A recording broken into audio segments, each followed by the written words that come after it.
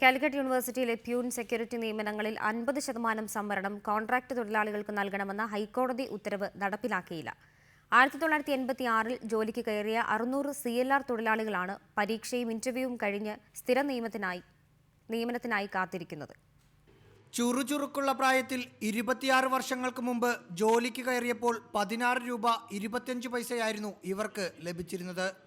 രാവിലെ 9:30 മുതൽ വൈകുന്നേരം 5:30 വരെ പണിയെടുക്കുന്ന ഇവർക്ക് ഇപ്പോൾ ലഭിക്കുന്ന വേതനം 300 രൂപ മാത്രമാണ്.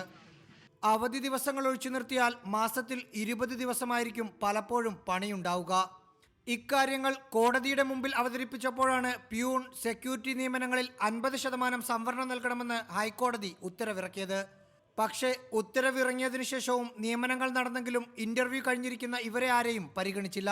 ഇത്രയും കാലം വർക്ക് ചെയ്തിട്ട് ഞങ്ങൾ ഇപ്പോഴും ഒരു പുതുതായിട്ട് വരുന്ന ആൾക്കാരെ മാതിരിയാണ് യൂണിവേഴ്സിറ്റി കാണുന്നത്. ഒരു ആനുകൂല്യങ്ങളോ ഒന്നും തന്നിട്ടില്ല. ഏറ്റവും ലോവസ്റ്റ് കൂലി. വൈസ് ചാൻസലറും സിൻഡിക്കേറ്റ് അംഗങ്ങളും രാഷ്ട്രീയ നേതാക്കളും തങ്ങൾക്കൊപ്പമുണ്ടെന്ന് പറയുമെങ്കിലും സ്ഥിരപ്പെടുത്താത്തത് എന്തെന്ന് മാത്രം ഇവർക്കറിയില്ല.